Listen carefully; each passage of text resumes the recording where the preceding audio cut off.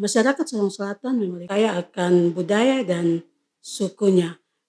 Jangkauan yang begitu jauh, kemudian didukung lagi dengan faktor cuaca juga. Kemudian KPU sendiri juga melakukan sosialisasi, yaitu kami makan dan minum air hujan. Itu mungkin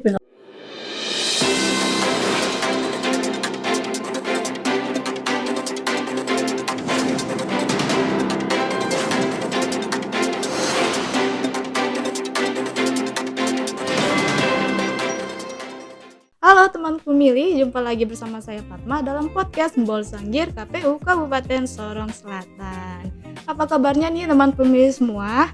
Semoga tetap semangat ya menyaksikan podcast KPU Kabupaten Sorong Selatan hingga akhir. Nah, teman pemilih, sebelumnya kami mohon maaf. Podcast Mbol Sanggir vakum ya dalam waktu lama ya.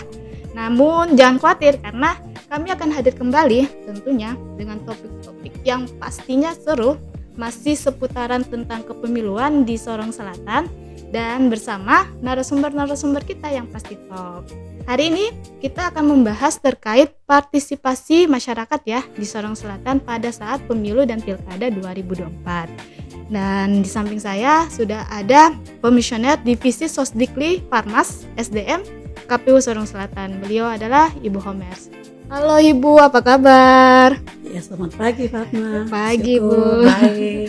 Bagaimana kabar Fatma sendiri? Alhamdulillah Ibu, baik. Ya, oke, sebelumnya Ibu terima kasih atas kesediaan Ibu untuk bisa mengisi podcast kami di episode hari ini. Nah, Ibu, hari ini kita akan bahas mengenai partisipasi masyarakat ya, khususnya untuk Sorong Selatan. Namun sebelum kita bahas lebih jauh, mungkin Ibu bisa cerita sedikit ya mengenai demografi Sorong Selatan ya, mulai dari karakteristik serta ciri khas dari masyarakat Sorong Selatan. Iya, baik, terima kasih Fatma. Selamat pagi teman pemilih yang ada di Kabupaten Sorong Selatan. Kembali lagi, saya memperkenalkan diri saya.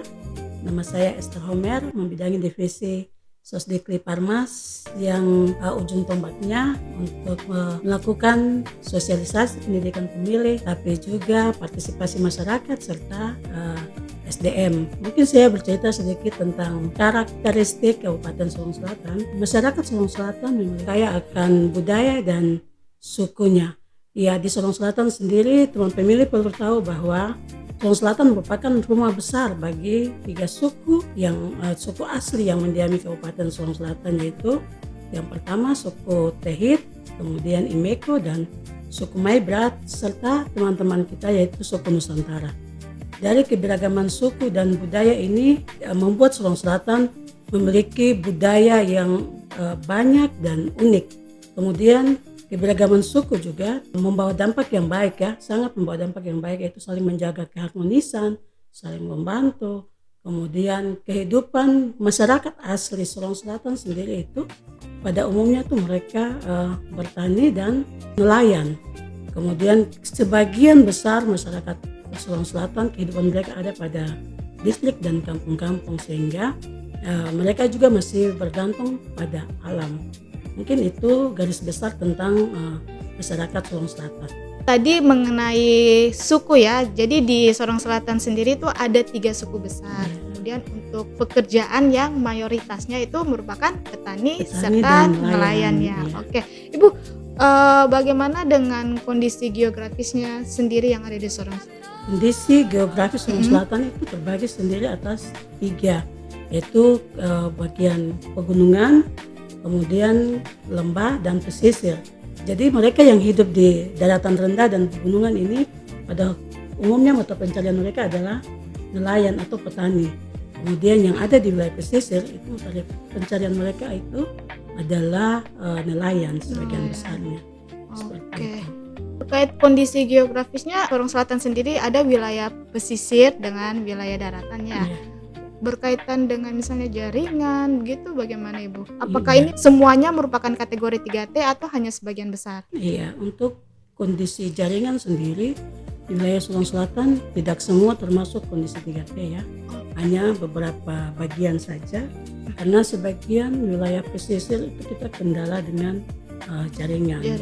Ada beberapa distrik yang bisa ada jaringannya, tetapi ada beberapa distrik yang untuk mendapatkan jaringannya susah. Kemudian juga ada juga di wilayah pegunungan ya, ada beberapa wilayah di kampung-kampungnya itu tidak semua jaringan. mendapatkan jaringan yang baik.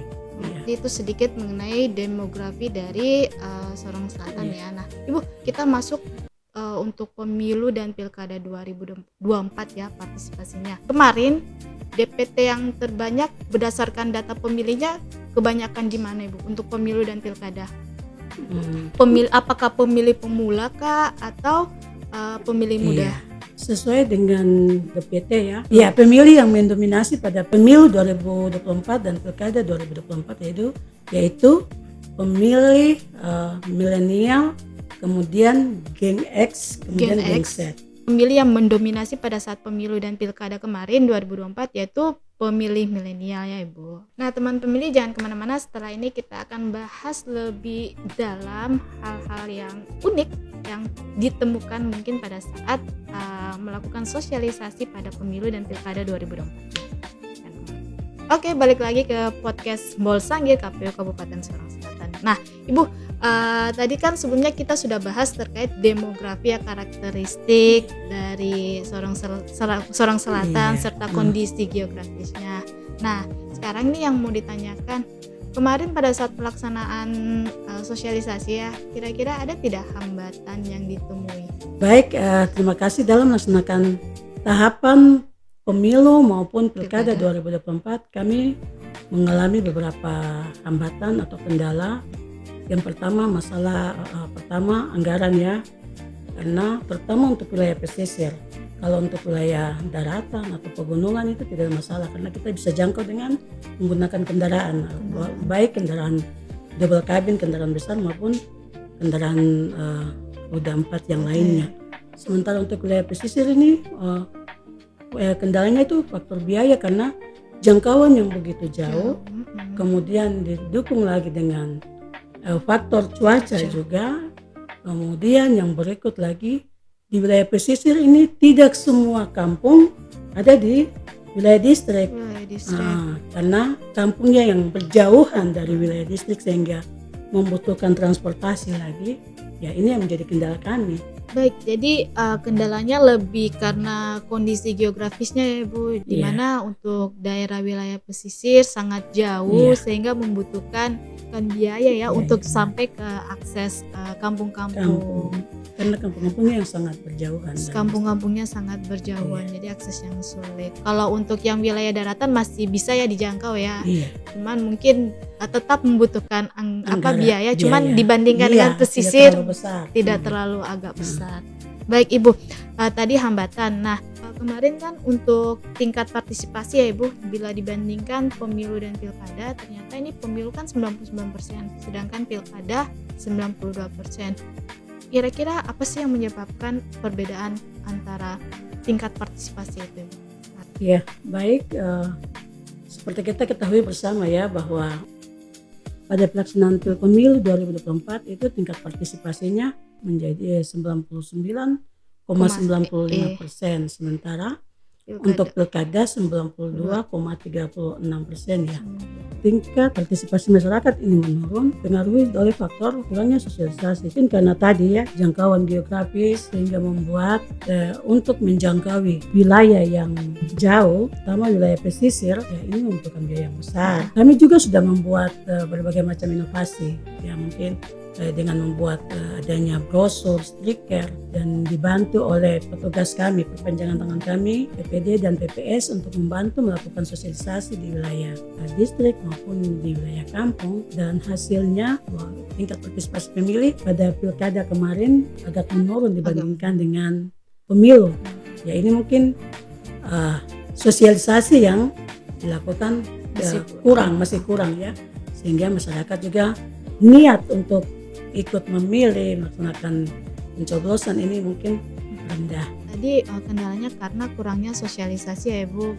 Kemudian mengingat juga bahwa jarak antara pemilu dan pilkada itu kan sangat dekat ya. Tapi kan untuk perbandingannya, perbedaannya juga nggak terlalu jauh. Tidak terlalu jauh, masih seputaran 90% itu masih dikatakan tinggi ya Ibu.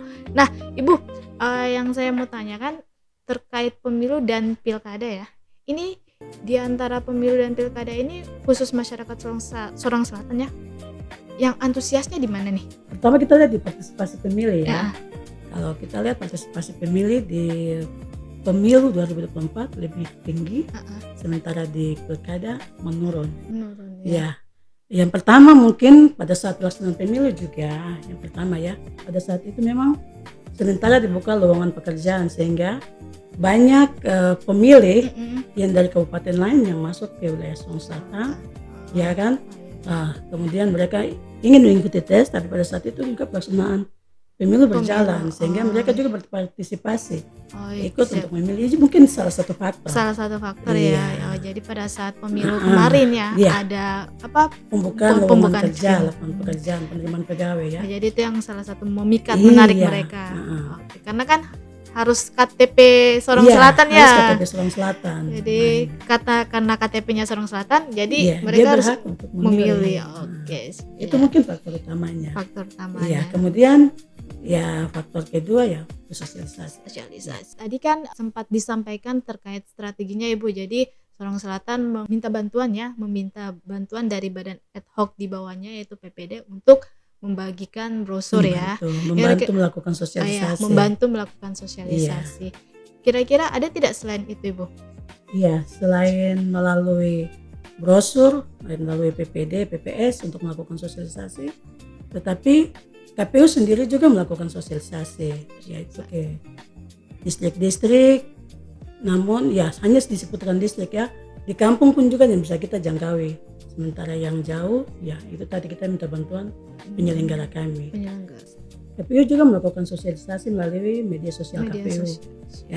Yang pertama yaitu melalui Facebook. Iya, Facebook ini yang paling gencar ya. Oke, tadi itu strateginya yaitu melakukan sosialisasi perpanjangannya PPD dan PPS untuk wilayah yang sulit dijangkau sulit dijangkau. Namun untuk wilayah yang dapat dijangkau menggunakan media sosial ya, media sosial, kemudian pembagian langsung brosur ya, KPU langsung turun tangan melakukan sosialisasi pembagian brosur. Ibu boleh tidak diceritakan pengalaman unik atau pengalaman yang sangat berkesan kira-kira yang pernah dialami saat pemilu maupun pilkada 2024 kemarin? Baik, pengalaman unik yang tidak pernah dilupakan ya. Menarik. Yang sangat menarik ini yang tidak pernah dilupakan. Kalau kami pada saat melakukan sosialisasi di wilayah pesisir ya, di distrik Kokoda Utara, Kokoda, dan ketika kami mau kembali ke Teminabuan, sampai di distrik Metemani ini kami lewat laut ya. Lewat laut, wow. Ya, menggunakan longboat ini. Tiba-tiba datang hujan deras, angin kencang. Cuaca ya? Ya, cuaca yang kurang baik. Angin kencang, hujan deras, dan gelombang yang begitu besar. Dan itu kabut gelap dan kami tidak bisa saling melihat antara satu dengan yang lain di dalam perahu, dan itu semua sudah pada panik. Ya, dan pada saat itu ada waktu kami pulang PPD juga ada yang menumpang ikut dengan kami. Ya, karena cuaca yang sudah begitu ekstrim yang memang sudah tidak bisa kami bayangkan ya, kami diberikan karena tidak ada pelampung, kami diberikan gen.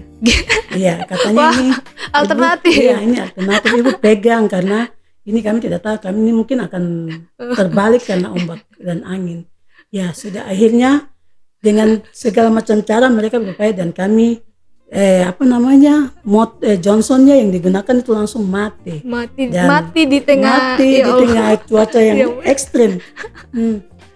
Lalu mereka hanya melompat ke laut karena memang sudah, kalau tidak lompat kita tetap akan terbalik karena ombak begitu besar. Jadi mereka berusaha mengarahkan perahu ke darat dan kami sampai di satu pulau di pinggiran itu. Dan itu karena kami sudah mau pulang, jadi tidak ada bekal yang tersisa, tidak ada bekal yang tersisa, sehingga kami bermalam di pulau itu karena cuaca. Dengan mereka membuang jaring, kami hasil jaring di saat itu sore menjelang malam, jadi sudah gelap. Mereka buang jaring sudah gelap. dan ambil ikan yang didapat dari hasil jaring itu dibakar, kami makan dan minum air hujan. Itu mungkin pengalaman yang paling Tidak terlupakan tidak ya. akan terlupakan sampai kapanpun, karena tidak ada air, tidak ada apa, jadi kami makan ikan dan minum air hujan sampai dengan pagi hari baru kami cuacanya sudah membaik, baru kami keluar dan berlayar menuju ke Temi. Wow. Itu pengalaman yang tidak akan pernah dilupakan. Iya. Jadi bagaimana bertahan dengan alam ya? Saya juga seandainya ada di situasi itu juga pasti panik ya. Oke, tadi itu adalah pengalaman unik ya, Unik atau dan mengesankan dan tidak akan terlupakan. Tidak akan terlupakan. Ya. Dan di saat situasi itu hanya ibu sendiri yang perempuan, yang lain-lain semua laki-laki. Wah. Bayangkan dengan basak kuyup, hanya dipotong pohon-pohon yang di sekitar itu dan dibikin rumah. Dibikinkan Dan rumah. kita selama berlindung di bawah itu dan sekitar hujan sampai pagi. Ya. Hanya ibu sendiri yang perempuan ya. Wow, menarik ibu, dan tidak akan terlupakan itu. Ya, itu tadi pengalaman unik yang menarik yang dialami oleh Ibu Homer pada saat melakukan sosialisasi di distrik pesisir ya ibu. Iya, itu di wilayah distrik pesisir. Nah, ibu, sebelum kita menutup podcast ini, ada tidak yang ingin disampaikan kepada teman pemilih? Kepada teman pemilih di mana saja berada, terutama di Kabupaten Sorong Selatan, ada beberapa hal yang ingin saya sampaikan. Yang pertama, KPU dalam masa tahapan saat ini sedang melaksanakan pemutakhiran data pemilih berkelanjutan. Jadi sampaikan kepada masyarakat dapat membantu KPU jika ada pemilih yang meninggal, mungkin dilaporkan ke Dukcapil dan Dukcapil akan teruskan ke kami di KPU. Kemudian ada yang berubah status atau ada yang pindah keluar, pindah masuk, wajib dilaporkan. Bisa langsung ke KPU. Bagi teman-teman pemilih yang ada di Kabupaten Sorong Selatan, khususnya jika ingin mengetahui tentang update demokrasi di Sorong Selatan, dapat terus menyaksikan podcast KPU Kabupaten Sorong Selatan. Jadi itu tadi penyampaian dari Bu Homer terkait pemutakhiran data pemilih berkelanjutan ya. Jadi buat teman-teman yang ada di Sorong Selatan ya, apabila ingin melakukan perubahan data untuk data pemilih, silakan langsung saja ke KPU Sorong Selatan. Oke, sekian teman pemilih, terima kasih sudah mau menyaksikan podcast Mbol Sanggir hingga akhir. Dan saya Fatma mengucapkan terima kasih dan sampai ketemu di podcast berikutnya. Dadah teman-teman.